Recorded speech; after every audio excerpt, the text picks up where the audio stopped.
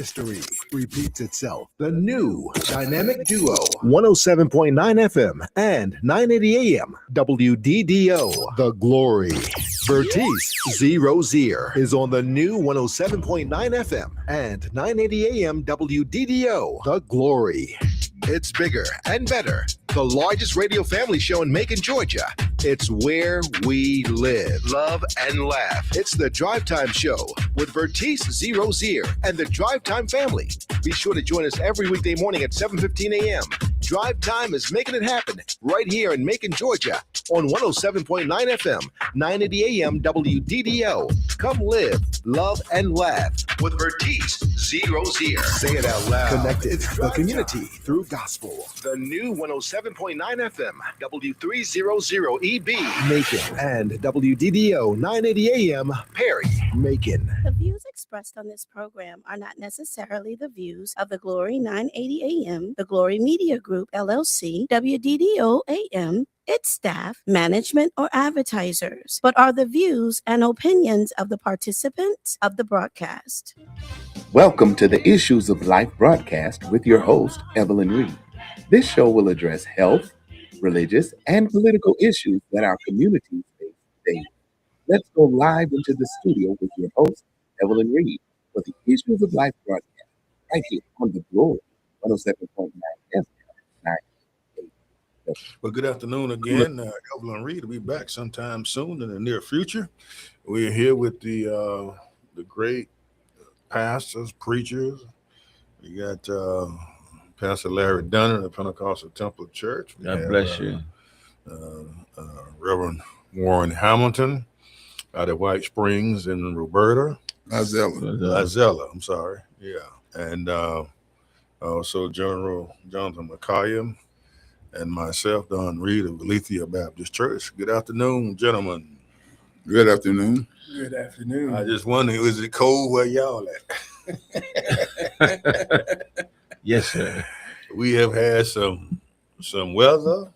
I mean, snow a couple of weeks ago, a couple Sundays ago, and the cold this past Sunday, and it's still cold today. Yes. You know, but the Lord knows what. I don't like cold weather, by the way. Yeah. but Pastor, started out at 18. It's up to 44 now, so it feel like a heat wave. Well, the sun was out, so I mean, I'm glad, you know, and I like hot weather. Okay, I can't stand cold weather. Yeah. But that's why God is God, and I'm me. He's in charge. Yeah. But the good part of God is God. It kills the germs. It kills some bad insects. That's correct. There's some good things that come out of bad weather. That's right. And so you trying to tell me God's in control of the weather? I think He's in control, man. So ain't no man-made climate change. Well, man can affect the climate, but in the big picture, God is in control. Amen. I agree with that. Yeah, He affect the climate. How does man affect the climate? Listen, when I used to work for Environmental Protection Agency, I got you. we did a study on the Ohio River. And back before that was the Clean Water Act and Clean Air Act and RCRA. People were putting into the river, Ohio River. I spent 2 weeks in Louisville and doing samples from the Ohio River. And before that was laws, they put in the river whatever they didn't want, and it was polluted. And I took samples, I ran analysis, and man does affect things. The good thing for the new environmental rules, it changed things. But yes, it's man's disrespect for the earth. Okay, what they got to do with the climate, though? What I'm asking. Overall, you affect it like the that stuff we take for granted. The aerosols the chemicals that's in there will go and tear up the ozone layer. Yes, sir. So I'm not saying it's going to ultimately be the man's job to mess up the environment, but they are affecting it to a certain degree. I think what he just indicated is that the argument changes to fit the scenario or the political environment or the other environment, because once upon a time, the argument was that combustion engines cause climate change. That was once upon a time the argument. and it's man-made. So I want to throw this on into the pot of change. That how is it that God can give us oil and give us a technology to change oil refine into gas and fuel, and before we know it, we can now drive our cars, and as a result of driving our cars, we are now destroying, as some say, the ozone. I don't know about that. Well, studies have been proven that the stuff that man does on a national, international basis does affect the environment. Y'all give man too much power. Listen, we have done that. But then that was the Clean Air Act, the Clean Water Act, and many. I'm not saying we don't need clean water. Listen, clean air. let me tell you what can happen. If you don't do that, for example, since we're talking about oil, I know cases where next to the service station that was a home that came out with the leaking underground storage tanks at gas stations. Guess what was happening? Guys would cook the books so they would show that they were losing fuel.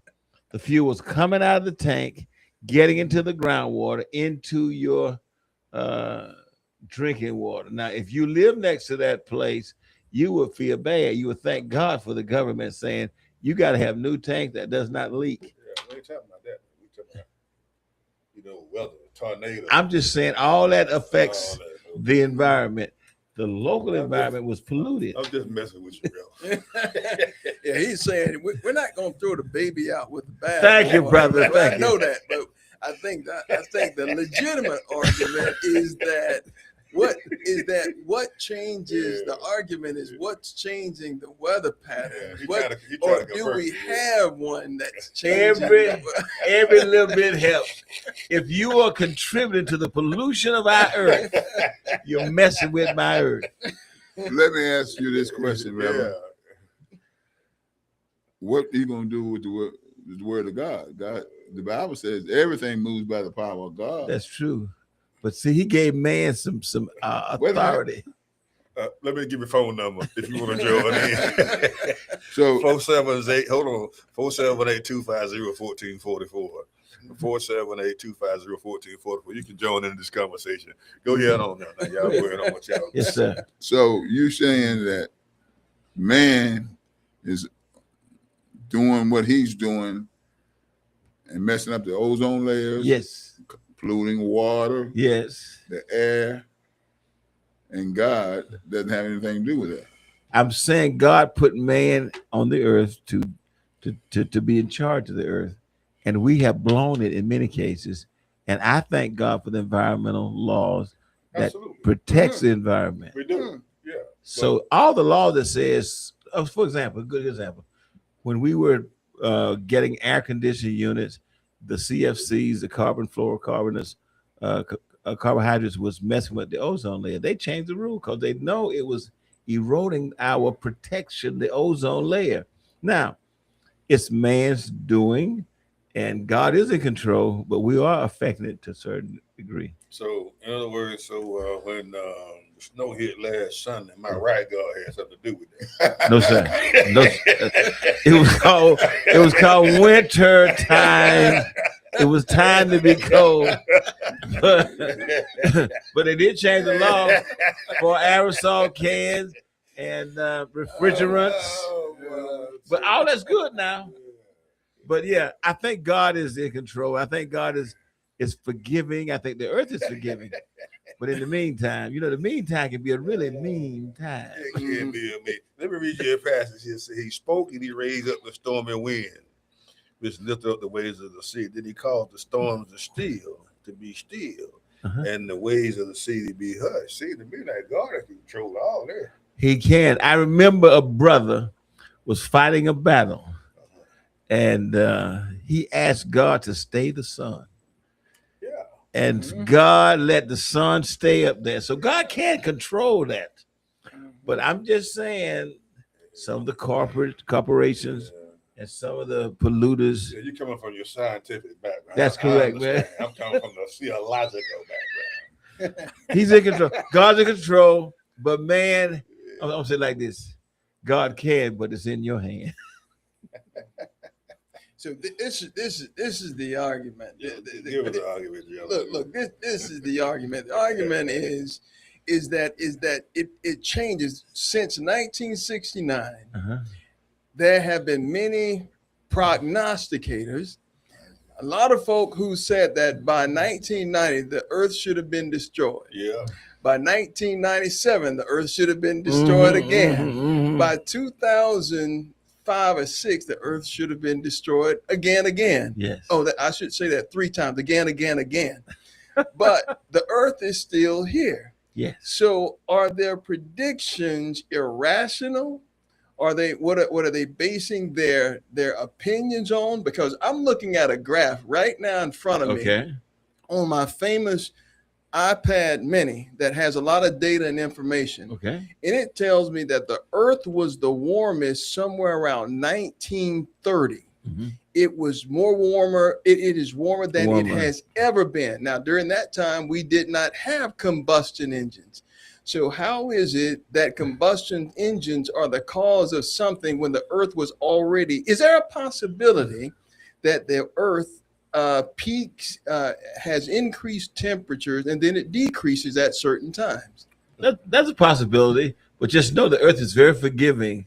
And I was saying is at this point in time, with all the technology, all the knowledge, we are affecting the climate. We got a chemist on board here, Church, and so he understands all this stuff. I didn't like chemistry, I tell you. But listen. Yeah, go ahead. I graduated from Fort Valley State in 1977. I was a co-op student. I graduated one Sunday, so I worked for EPA the next Sunday.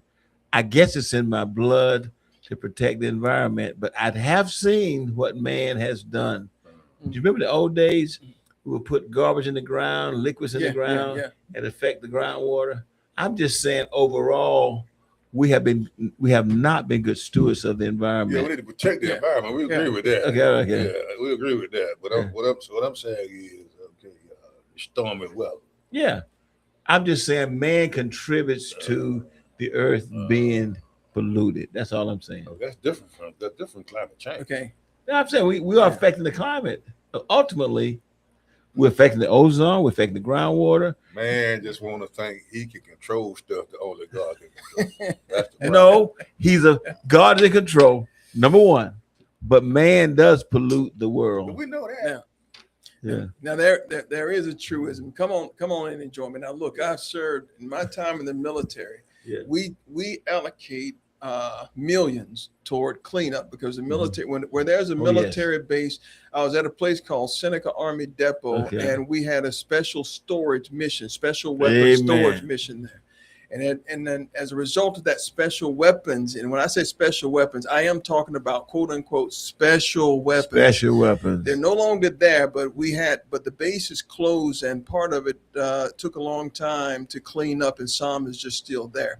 Now that didn't impact, of course, it may have impacted something local, but it didn't impact the airs, the wind. So we do believe that man does contribute and has to mitigate, has to have mitigation standards, which is what the EPA does. But I think the argument that we want to, that we're throwing out there in the center is that, are we having more tornadoes? Are we having more hurricanes? Are we having more, or is that a fallacy, or is that a political fallacy that's pushed because are the weather patterns affected is what we're trying to determine with this intellectual group of men right now. Oh my God. Listen, I'm not saying all of it is political. I'm just saying it is contributing. Remember now, what we do on this earth does affect what's up there in the sky. We can pollute our environment, the water, the air, and the land. You remember the Valley of the Drums, they were polluting the area. Yeah, but they also told us, I was in high school, but they also told us when I was driving, they also told us this stuff you put in for your air conditioner. Refrigerant. Freon. Would damage the ozone. Yeah. That they changed it. That's correct. Right. And I pretty much outlawed it. Pretty much, but some of that chemical was used over in Africa to kill some of the mosquitoes, which caused the people not to get malaria.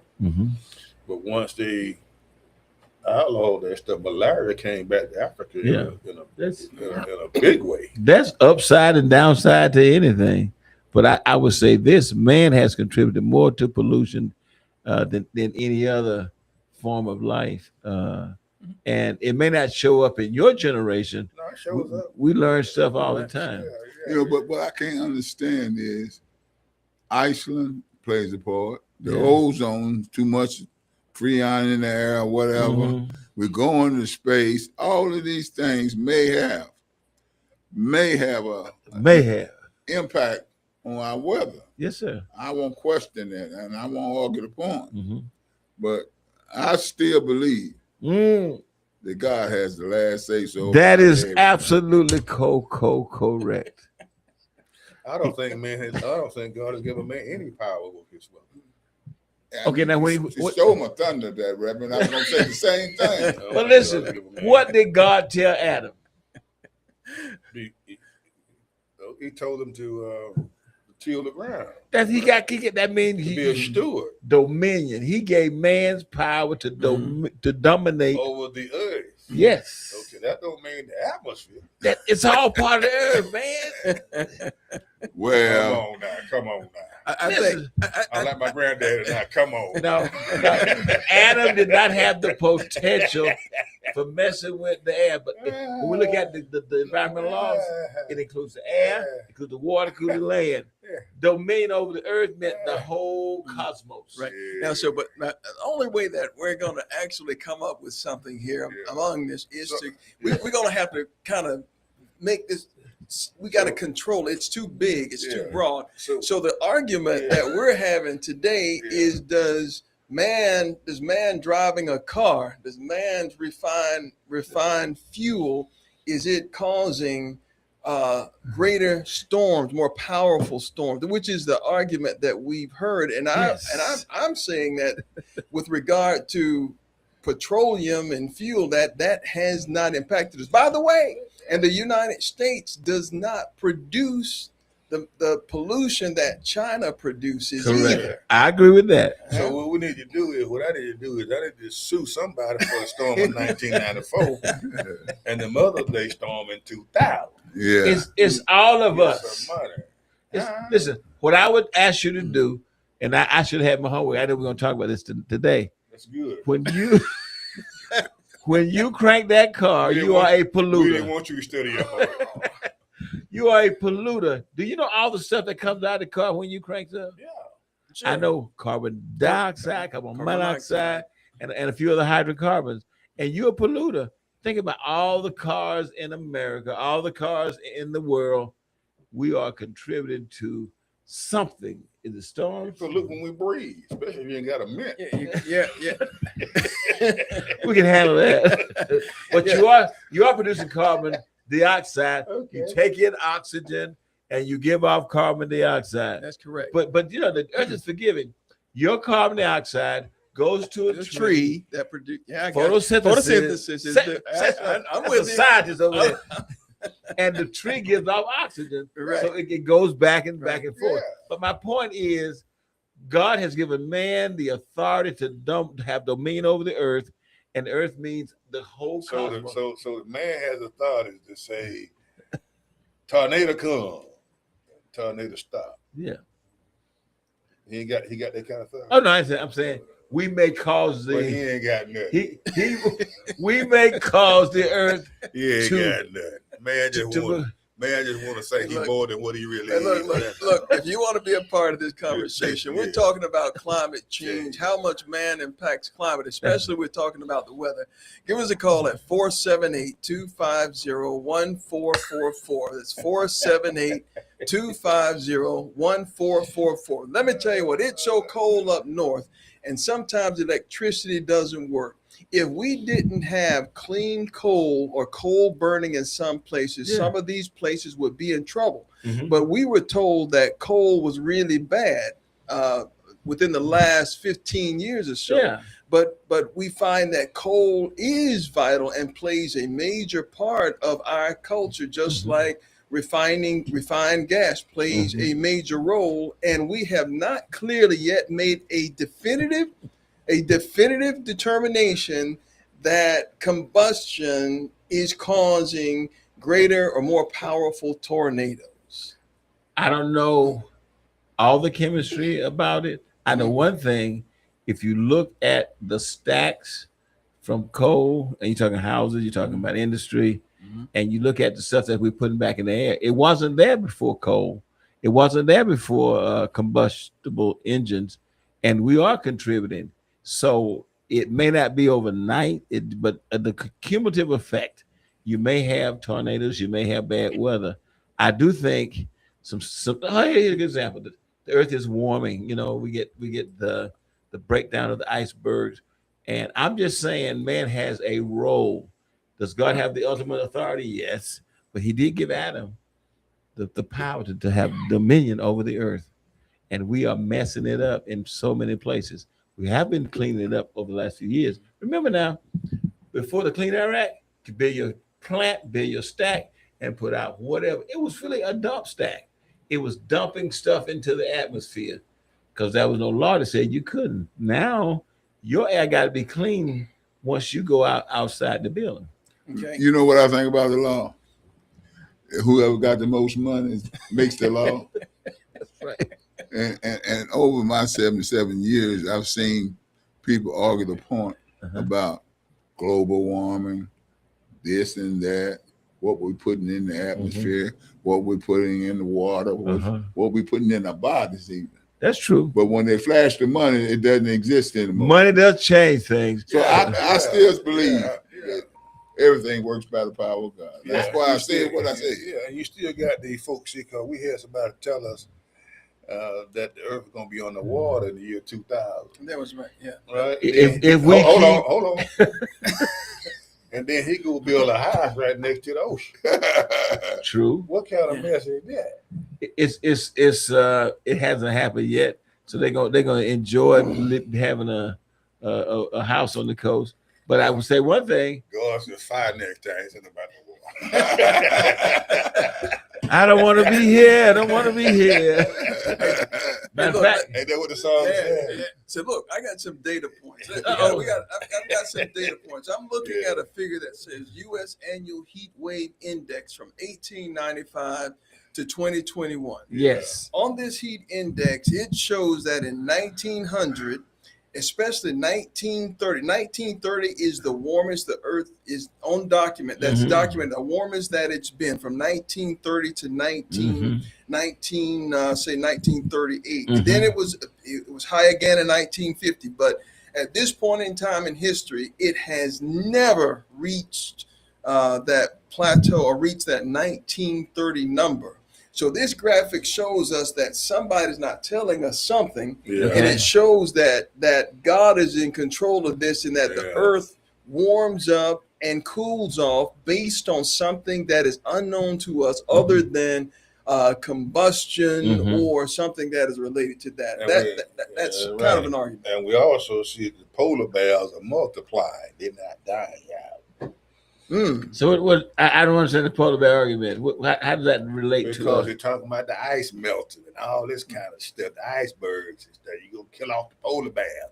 Well, the polar bears are having a wonderful time.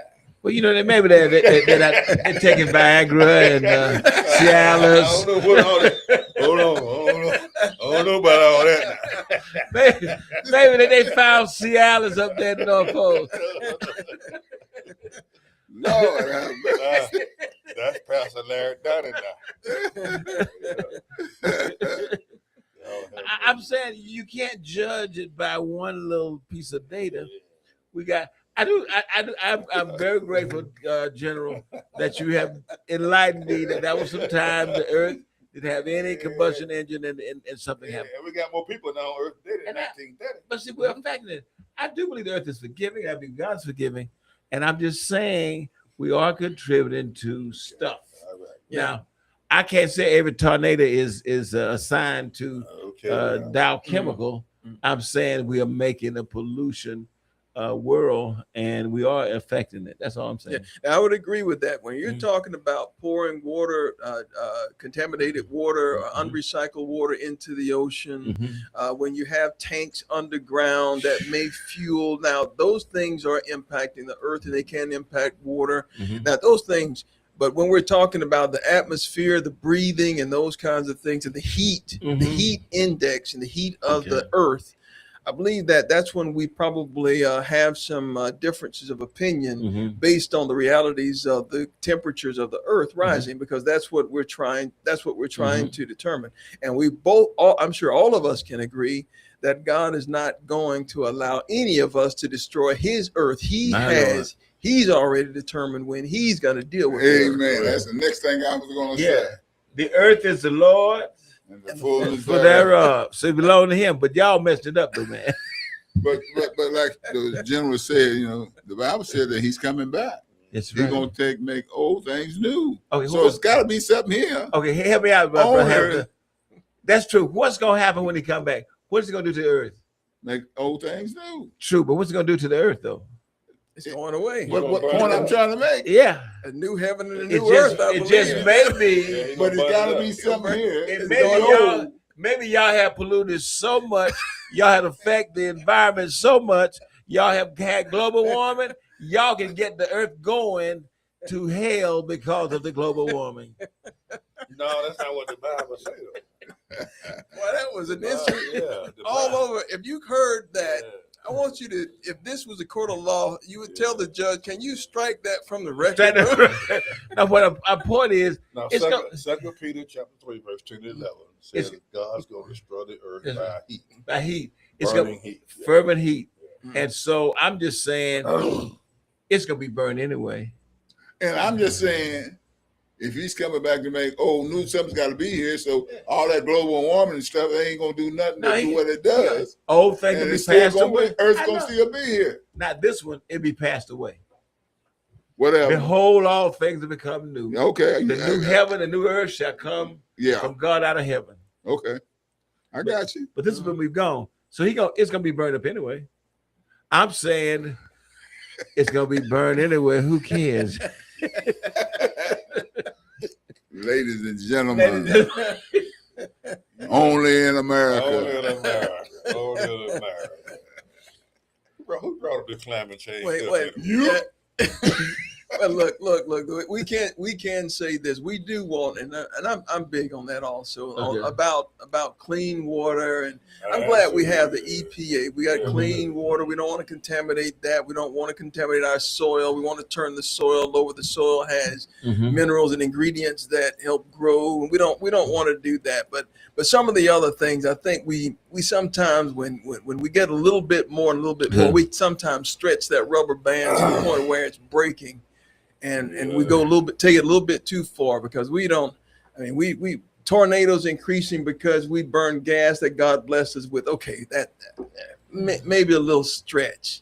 Hurricanes, especially now, and it's winter, so it's supposed to be cold, if I'm not mistaken. Yeah, and I don't want a total electric car. I don't care what nobody says. Yeah. I want a gas engine. I don't want to sit there and wait 2 hours for my battery to So you determined to be a polluter, right? I'm determined to get out of that filling station within 5 minutes. I'm determined to start my car when it's minus 2 degrees, and the battery. I don't have to worry about the battery, as we saw in New York, where the experimentation took place right in front of our own eyes, where electric cars could not start in the frigid temperatures. I believe the last 2-3 years when this was tested, and people were kind of disappointed that their electric cars would not start. Yeah, and it's hard for them to tow them too, because once they stop, they just stop. Wow. Battery, heavy lead. Now y'all know y'all are picking cases for your argument. There are a lot of polluters. I'm a polluter. My family, where we live, you're a polluter. We're a polluter. You're on the rest. We on 3 cars. We on 3 cars. So I got here because I polluted. The car that I was driving, I put gasoline in it, and what came out of it, at a minimum, I don't know all the chemicals, but I do know carbon dioxide, carbon monoxide, and other pollutants. But I do enjoy the fact that when I cranked the car up, it came over here to the studio. But cumulative, it's affecting. I'm not saying Don Reed is making the earth bad. I'm saying we all are making a contribution. Well, I still think the climate change, people give man too much authority and making us think that they can affect the weather, tornadoes, and hurricanes, and floods, and all this kind of stuff. God has not given man that kind of dominion to do that. But do you agree that they have been increasing? I don't know that we even have that proof. Just like we just indicated with the temperature of the earth, some of those who support that opinion that this is bearing on the earth temperature are found false. I mean, they've been proven wrong, and especially proven even more wrong by those who decried that the earth would have been destroyed. The earth should have been destroyed 5 or 6 times since 1969, when those who considered to be scientifically apt would say that these things would happen, and they haven't happened. So how can we consider their argument to be credible when the earth is still here? When we're still here. It's all about money. That's what it's about. I agree, but that still has been a rise in bad weather. Money. No joke, man. But there's been a rise in bad weather. Is anybody listening? Does anybody listening have any data on how many hurricanes took place last year in comparison to 5 years ago or 4 years ago? Why don't you call in and just provide that data to us? Because there are three of us who don't believe that we've had more hurricanes and tornadoes. 478-250-1444, 478-250-1444. And we got Kimberly here. I think she's listening. She didn't dial in, but she says, good evening, everyone. Thank you, Kimberly. She's one of our regulars that listen to this broadcast. And we thank God for all the regulars as well. We having a little fun with a serious topic. And we're just trying to flesh out some things and get some opinions on it. And we are thanking God for the chemist here today. And, talking about the photosynthesis. It's real. It's real. God is forgiving. The earth is forgiving. Well, we're doing, and I think we're doing good mitigation. I mean, we see when people deforest and trees are replanted, and a case in point is California. Remember, California wouldn't burn or deforest some of its trees, and that caused some damage. And part of that was because they didn't deforest some of those bad trees. That's the Pacific Palisades that people lost their houses in the last couple of years, and because they wouldn't do the underbrush. And all the same as silverfish. They diverted the water from the mountains in Washington State to the Pacific Ocean. And so when the fire truck went up to the hydrant, they were dry. No water, It's that is a political side, but I'm thinking overall we have done damage to based on false information. What I'm saying is people react based on false information that they get, and that's why you can't just react on what you hear all the time. You got to investigate it. And see, because a lot of that stuff just don't make sense. I'm gonna be honest. See, if I had known the subject matter, I would have been more prepared to not argue, but to substantiate. But I didn't want, one of the things I like about this program, yes, sir, is that most of the time we come here, we don't know till we get here what we're gonna talk about. That's right.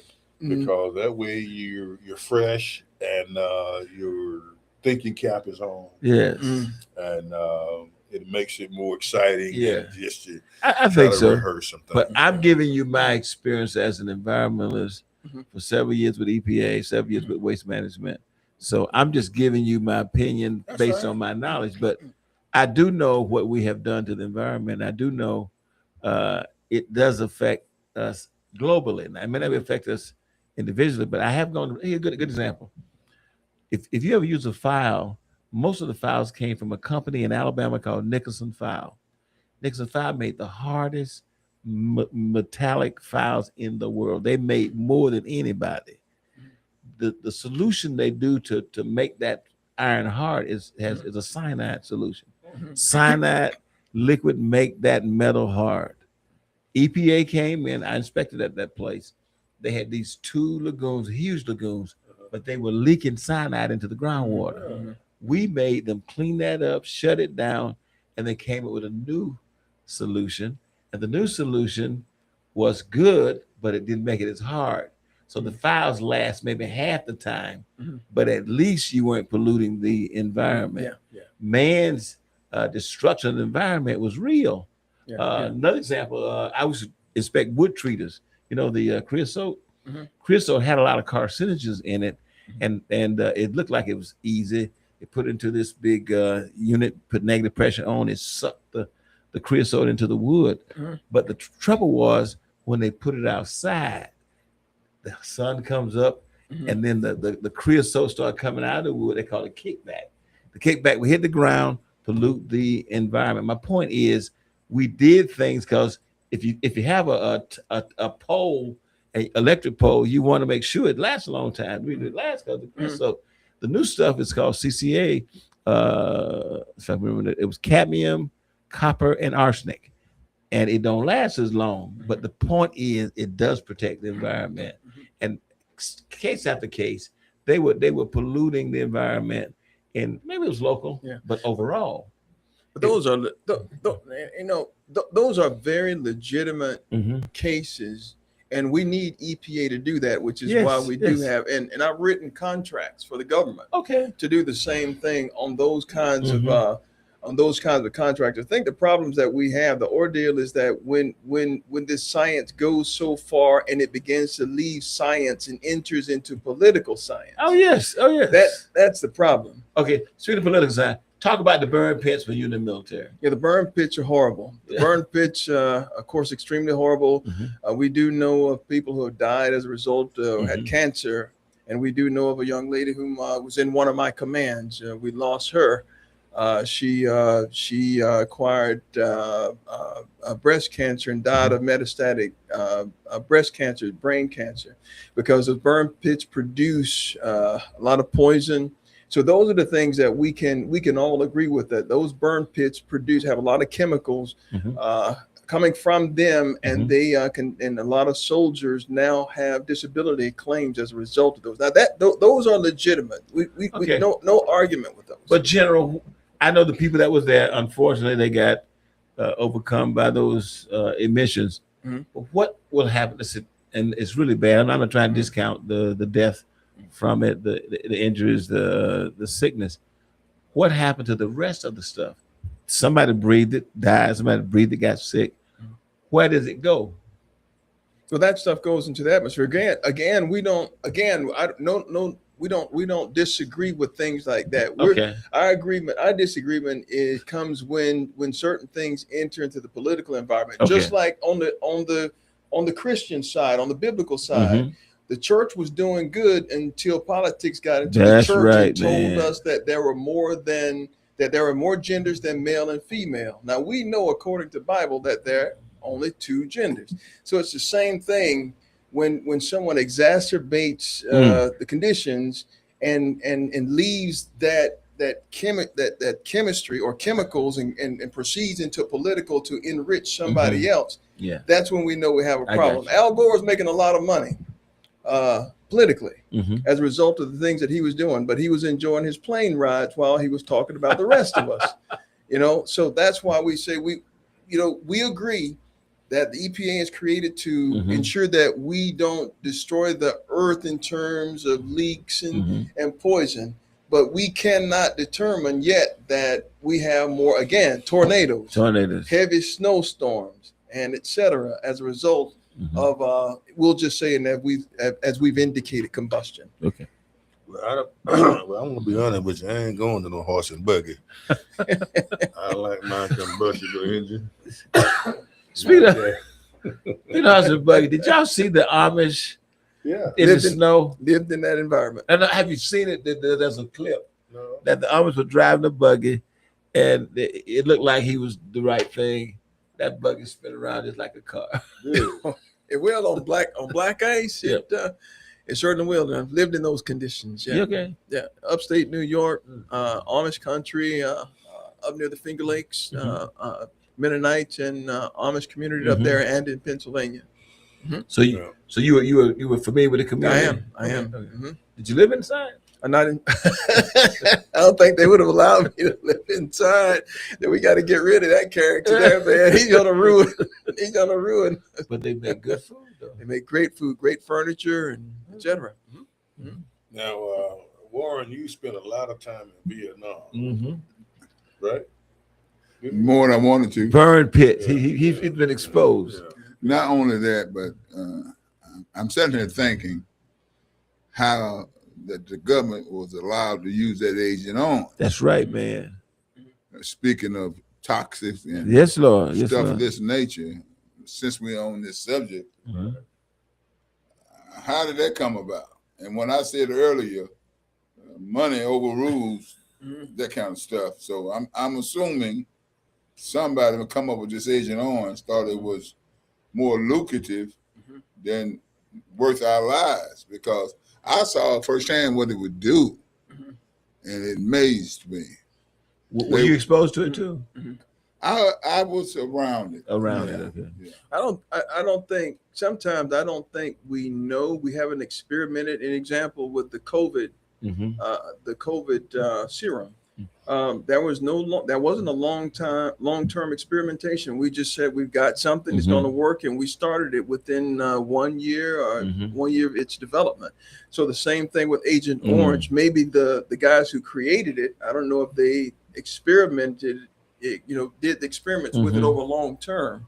So that's how we find ourselves. We don't know. There's something that we could be enduring right now that may be harmful. We don't know. And that's my problem. They drop that stuff in the jungle to kill the vegetation and so forth. That's right. Disregard our health and our welfare. They say it was not harmful, but it proved that it was later on. It was a long-term effect or something like that. But see, people will sacrifice a few people in order to, in their mind, saying they can benefit in the whole, but we don't have to do that.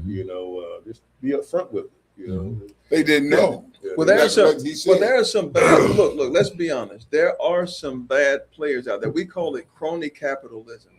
It's when capitalism is the best thing that any country can have. But we also have, anytime you give us something good, you're always going to find somebody that's willing to do a shortcut and kind of make life miserable for us. That's what we call crony capitalism, trying to make a big penny on something that's not based on. And capitalism's gotten a bad rap because as a result of it. That's right. Capitalism is good. It's just the bad. You're always going to have this bad group that's going to make it look bad when it's really the best system. The reason we have all this money to throw around the charities and to help people out, it comes as a result of capitalism. So capitalism is not bad. It's just that we have some bad players that like to do bad things. That's also called corporatism too. Yes. Where they look out for each other rather than the people. But I think it's been a very interesting conversation. Yeah. Go ahead. Speaking on the weather and all these tornadoes and floods and fires, I don't know what the reason is, but I heard this one person said, I'm not going to call any names, renowned politician and scientist, says that things is the same as it was 25, 30 years ago. It's just that the media, the computerized, the information process is quicker and covers a large area than it used to be. That's true. It don't take much anymore to put on TV or the radio what years ago we didn't have the ability to do. So that might be one of the reasons why a lot of people are saying that global warming and all this, we're just getting more information. We're seeing it in real time now. Real time. Best way to say it. And, well, thank you, brethren, for being here today, and thank you for your expertise, and all you preachers and all you the chemists here with us today. We thank God for him too. He's a good brother of the Lord. And thank you for listening today too. I hope you have a wonderful the Issues of Life broadcast with your host, Evelyn Reid. Be sure to tune in every Tuesday from 4:15 to 4:45 p.m. as she addresses the health, religious, and political issues that our communities face daily, right here on the Glory 107.9 FM, 980 AM, WDDO. The views expressed on this program are not necessarily the views of the Glory 980 AM, the Glory Media Group, LLC, WDDO AM, its staff, management, or advertisers, but are the views and opinions of the participants of the broadcast.